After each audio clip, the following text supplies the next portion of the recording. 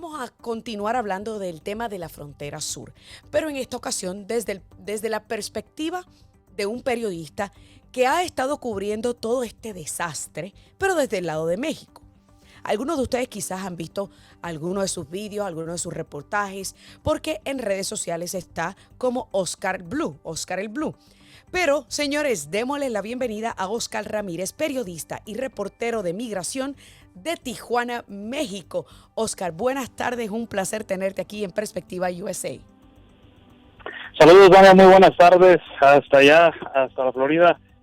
Muchísimas gracias por la invitación, saludos a toda tu audiencia, muy buenas tardes. Oye, Oscar, en el pasado tú y yo hemos hablado sobre el tema de inmigración, sobre el desastre que ha tenido esta administración en el manejo de la crisis en la frontera sur. Pero ahora eso ha ido poco a poco cambiando. Hemos visto cómo pasó de ser grupos de migrantes de Centroamérica, luego comenzamos a ver muchísimos haitianos. Ahora ha cambiado un poco el perfil de esas personas. Y antes de pasar con tu entrevista, me gustaría que pudiésemos escuchar el video de un reportaje de 1 minuto y pico que tú hiciste para que nuestros amigos puedan entender de qué se trata. Migrantes de Ucrania llegan a la frontera norte de Tijuana, México. Viernes 10 de marzo, un grupo de migrantes de Ucrania han llegado para buscar asilo hacia los Estados Unidos en el puerto de entrada internacional de San Isidro. Esto dado al conflicto bélico que existe en estos momentos entre Rusia y Ucrania. Uno de los líderes de la familia describe el momento cuando escuchó explosiones cerca de su hogar y también explica cómo ha sido su viaje desde su nativo Kiev y su experiencia en territorio mexicano. Escuchamos al ejército ruso a unos 300 metros de donde estábamos. Una gran explosión ocurrió. Entonces yo tomé a mis hijos y nuestras pertenencias. Tenemos familia en los Estados Unidos. Teníamos negocios en Ucrania. Dejamos toda nuestra familia, amigos y nuestras mascotas. Después de la primera explosión tomamos nuestra ropa, los niños, y nos vamos ahora hacia el oeste de Kiev. Ahí nos quedamos 5 días. Después el ejército ruso atacó de nuevo y escuchamos otra explosión muy cerca, a unos 300 metros. Fue donde tomamos la decisión de irnos a Europa.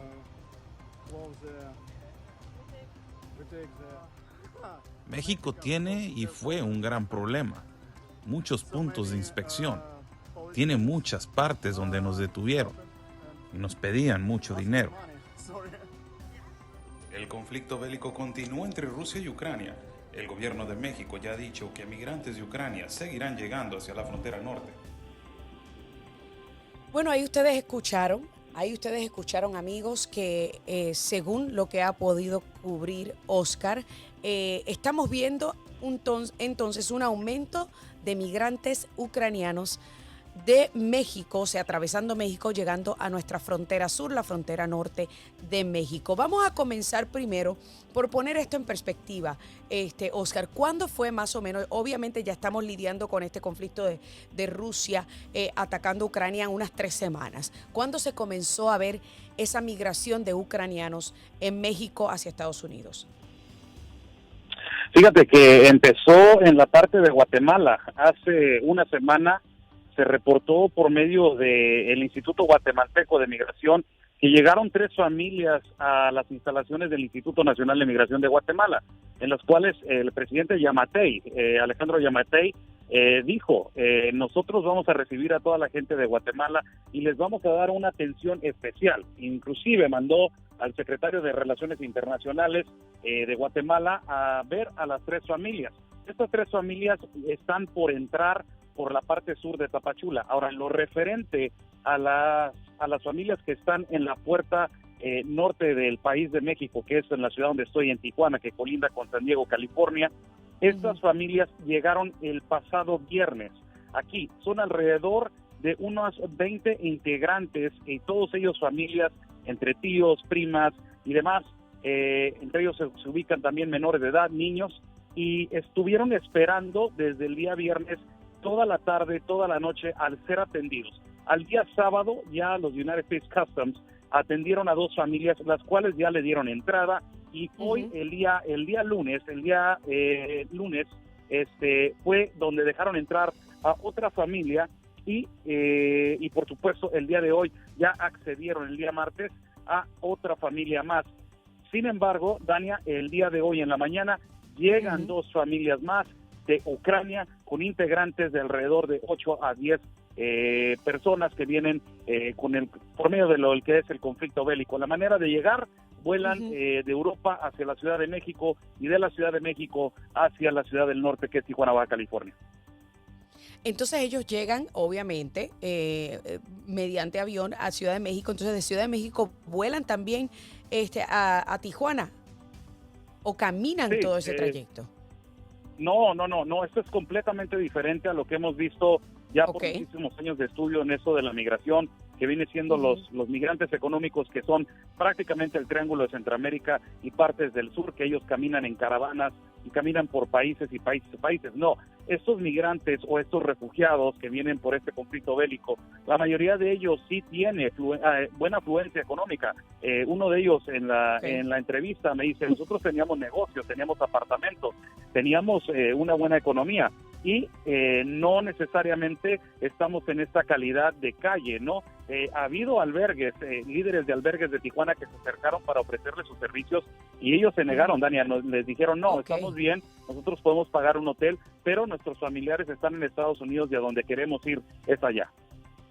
Wow, o sea que el perfil de estos migrantes cambia muchísimo, varía muchísimo comparado a los inmigrantes que tú has estado viendo por el pasado año, porque sabemos que tú has estado muy activo en la frontera sur cubriendo toda esta situación de la migración ilegal de México hacia Estados Unidos. Pero yo quiero preguntar algo, porque él me dijo, bueno, a mí no, te dijo a ti, y escuché hacia el final del reportaje, algo que me hizo, o sea, que me quedé en shock.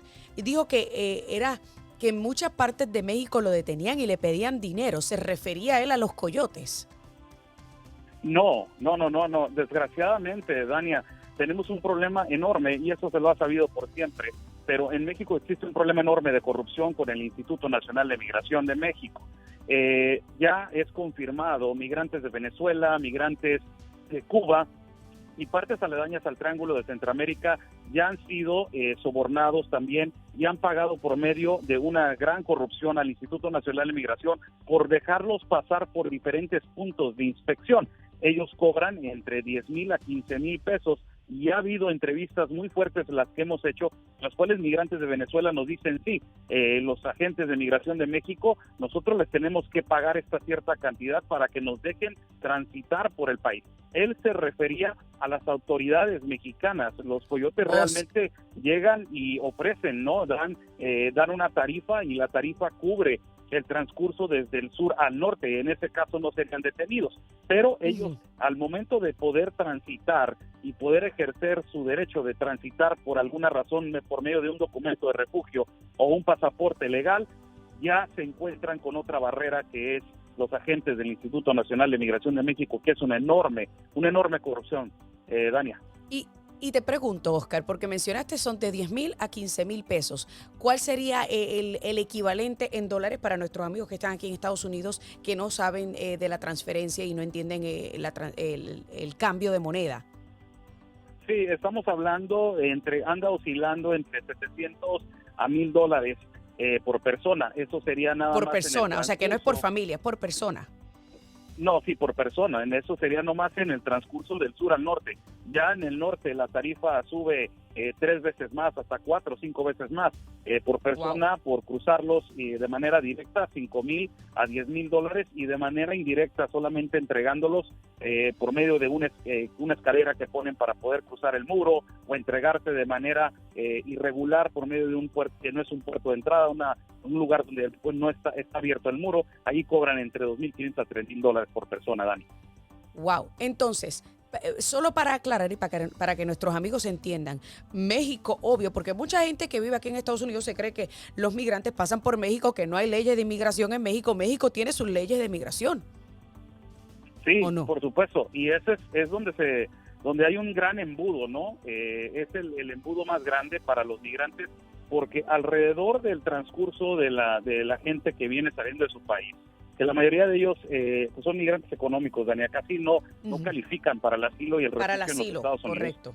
Sí, muchos de ellos pasan por un transcurso de casi 5 a 6 países, ¿no? En esos 5 o 6 países no hay una detención porque todos ellos traen una visa humanitaria que les cubre cualquiera de estos países, pero llegan a México y se topan que en México hay otro proceso y ese proceso es el que detiene muchísimo y por eso crea este gran embudo en las ciudades como Tapachula, que se encuentran migrantes de Palestina, de Yemen, de Irán, de Bangladesh, de Kazajistán, de Uzbekistán, de muchísimas partes de la India, muchísimas partes del mundo. Esto ya no es, Dania, nada más el Triángulo de Centroamérica. Esto es ya todo el mundo. Hay un gran conflicto ahorita en estos momentos en los cuales se pelearon migrantes de Haití con África por estarse básicamente peleando el lugar de atención a la visa humanitaria. Es un completo desastre esto de la migración.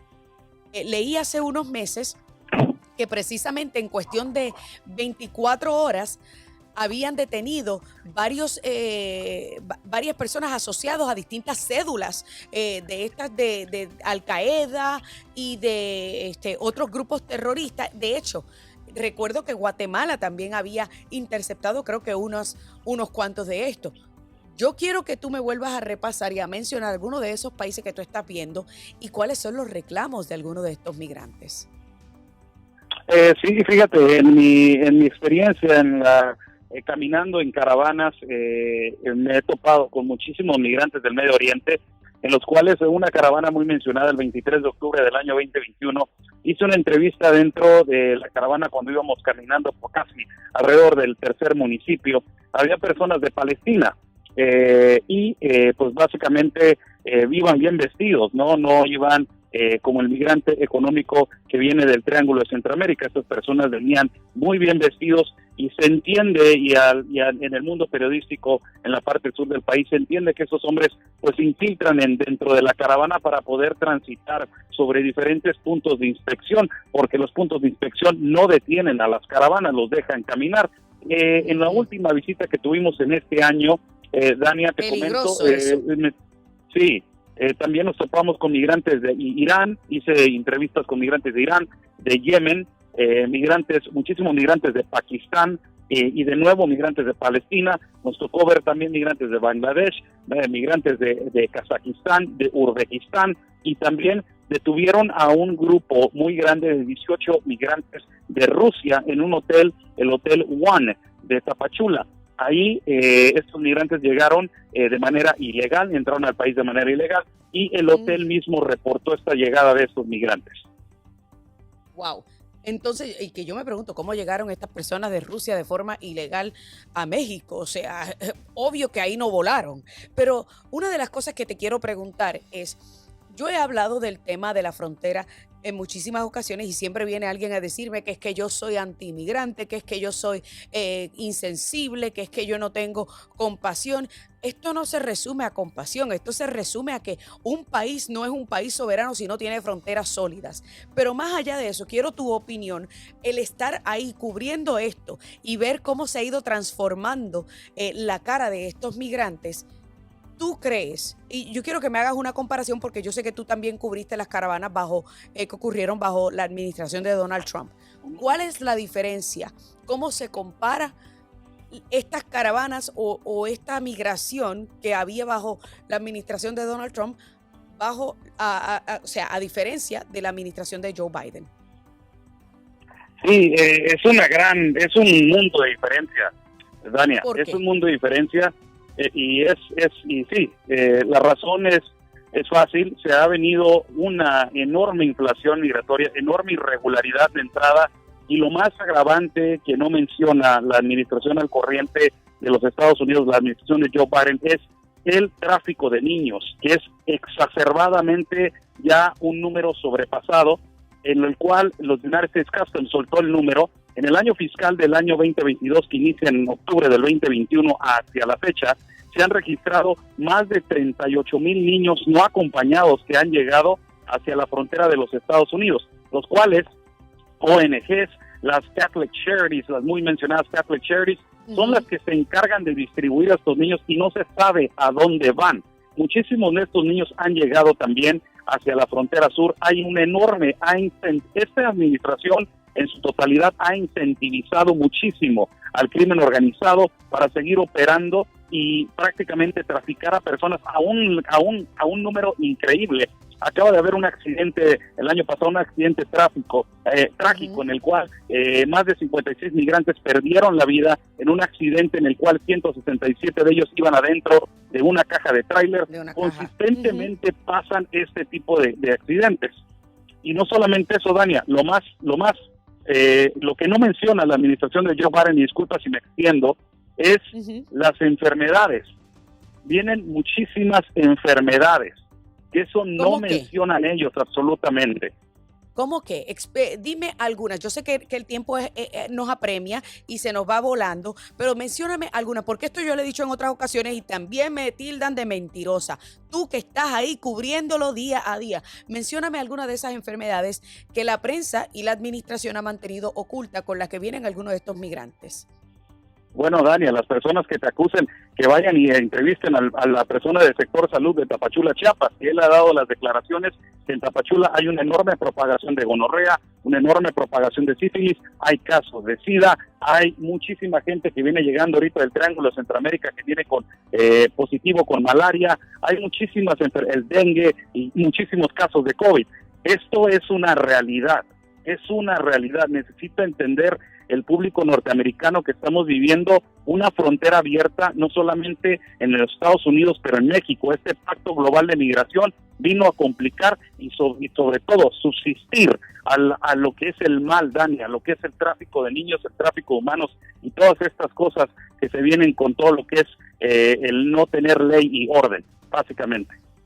Impactante que 38,000 niños han llegado desde octubre del 2021 hasta la fecha a la frontera sur sin acompañante. Yo creo que eso es posiblemente una de las cifras más espeluznantes que yo he escuchado en toda mi carrera de periodística, porque una de las cosas que yo siempre dije es que Joe Biden lo que está es haciéndole la Navidad a los coyotes y a los traficantes, porque prácticamente ellos han estado aumentando su trabajo, o sea, estamos incentivando a estos traficantes, no solamente a los narcotraficantes, sino a los traficantes de humanos, con todo este issue de querer abrir la frontera o querer ser más empático, porque así es que ellos lo están vendiendo. Pero, óyeme, en mi opinión, y yo no sé cómo tú lo ves, porque tú has visto las condiciones en las que muchos de estos migrantes tienen que vivir allá porque no hay espacio para todos, pero prácticamente abrir la frontera y permitir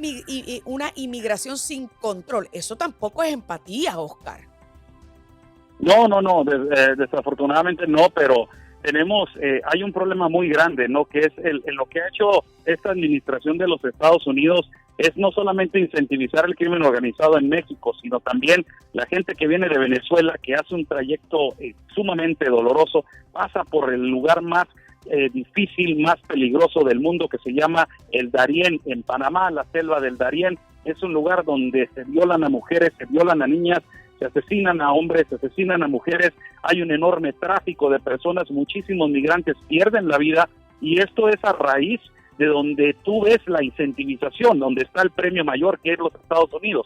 Es ahí donde uno se pregunta, como periodista en México y muchísimos periodistas en Centroamérica, ¿dónde están las Naciones Unidas, esta organización que provocó este pacto global y que ve todo este tráfico y enorme peligro por el que corren las personas? Están complicando más la situación, Dania, que están ayudando, y es más un negocio que es más una ayuda humanitaria. Es realmente increíble, y qué bueno que mencionas las Naciones Unidas, porque para algunas cosas las Naciones Unidas quiere señalar abusos de derechos humanos, abusos de trata humana, pero para mí esto es trata humana. O sea, incentivar y motivar a este tráfico de menores, incentivar y motivar a que la gente atraviese por estos terrenos inhóspitos con la promesa vacía de que tú le vas a permitir la entrada a los Estados Unidos, eso es trata humana indirecta, al menos yo lo veo así. Y tú que estás ahí viendo el sufrimiento de estos migrantes, óyeme, porque yo estoy segura que ellos, este trayecto, estas ganas de venir a cumplir ese gran sueño americano, el proceso todo completo debe ser más sufrimiento que posiblemente el que estaban enfrentando en su país por cuestiones económicas. Sí, y en múltiples entrevistas, las cuales he hecho una que se me queda muy grabada, Dani, en todas estas experiencias que he vivido. Un migrante de Venezuela iba con su esposa y sus 2 hijos y le tocó ver cómo los asaltaron, les quitaron todo en la selva del Darién, vio cómo violaron a su esposa en sus ojos, le dijeron vas a ver cómo voy a violar a tu esposa, lastimaron a los niños y después él vio cómo a una niña de 17 años, una menor de edad, una cubana, entre 17 hombres abusaron de ella. Después nos cuenta la experiencia que la niña quedó inconsciente, agarró conciencia, la pararon, la hicieron caminar hacia un cerro y en el cerro, en la punta del cerro, la niña se avienta al precipicio cometiendo el suicidio por esta situación tan traumática. Esto es lo que no ve la administración de Joe Biden, Dania. Esto es lo que no ven estos izquierdistas, demócratas, progresistas, que piensan que están haciendo desde su silla y desde su escritorio una ayuda humanitaria, pero no ven la complicación tan grande que causa. Mira, se me pararon los pelos, pero ya me tengo que ir, Oscar. De verdad que podemos hablar largo y tendido de esto. Quiero agradecer tu tiempo, quiero agradecer tu disposición para hablar con nosotros sobre este tema tan difícil, pero que ha quedado en el olvido. Déjales rapidito saber a nuestros amigos cómo pueden ver parte de tu trabajo. Rapidito que me tengo que ir. Muchísimas gracias, Dani. Saludos a todos. Oscar el Blue en todas las redes sociales y OscarBlueRamírez.com en mi página website. Gracias, Dani. Un abrazo. Un abrazo para ti y que Dios te acompañe siempre en tu trabajo y en tu labor. Amigos, hacemos una breve pausa y ya mismo regresamos con el desenlace de Perspectiva USA aquí en Americano Media.